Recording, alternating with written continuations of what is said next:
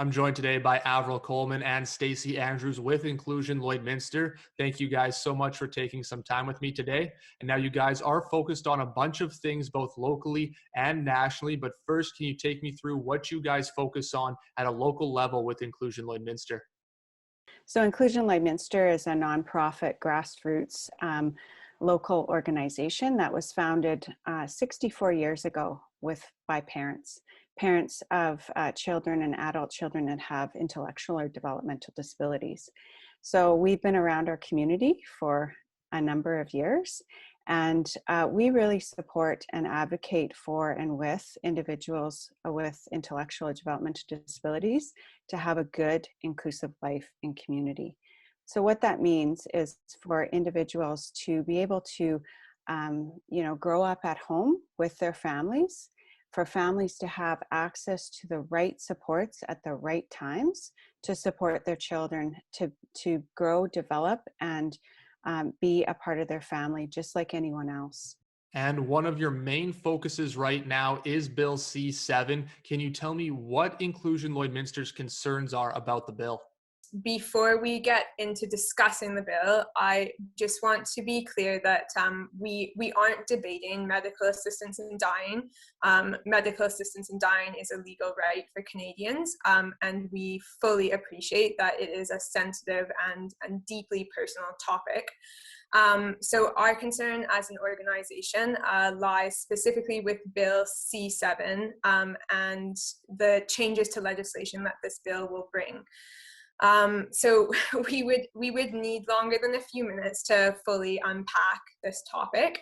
But the short version is Bill C-7 will open up medical assistance in dying to people with a grievous and irremediable conditions.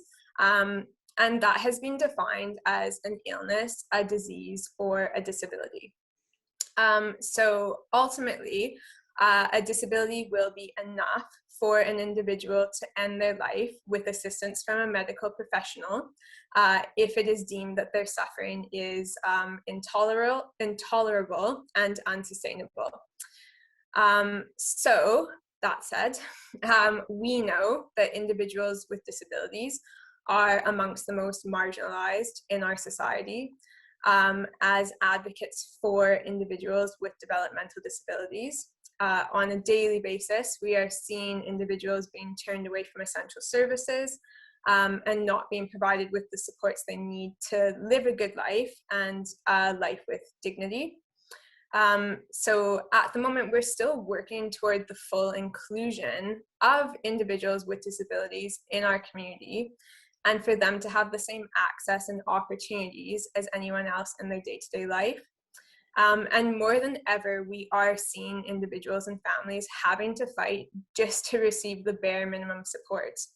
So taking all of that into consideration, our worry is that individuals with disabilities who are already marginalized and already struggling to acquire the supports required for a good life within community will now be given the option to just not live at all.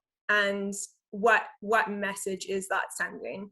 So as one self-advocate put it, they won't give me a life with dignity, but now I'm being offered a death with dignity.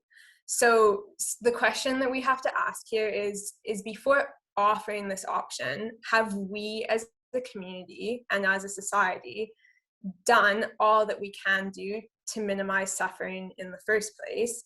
And from our standpoint as an organization, we strongly feel that we have not, and that there is still a long way to go. Now, have you guys reached out to any levels of government, either locally or otherwise? And what have you heard back in response, if so?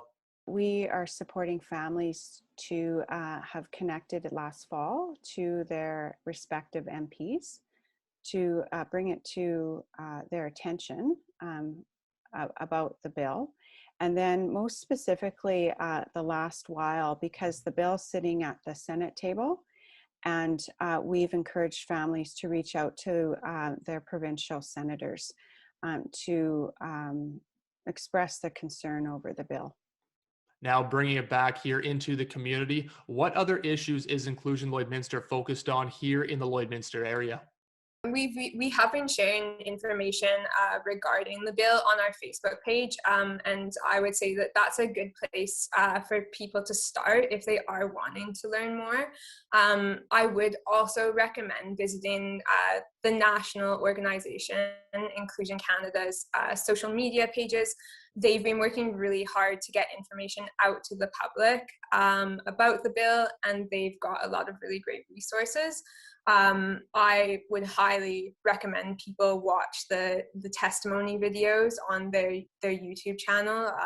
They're very impactful, and I think they give people a better idea of what's at stake here.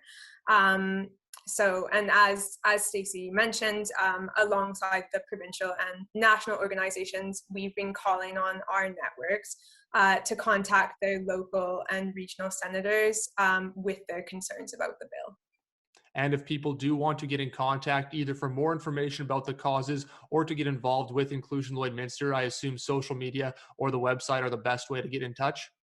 I would say our Facebook page has the most up-to-date information, and people can reach out by email as well, which is info@inclusionlloydminster.com. All right. Thank you guys so much for taking some time with me today.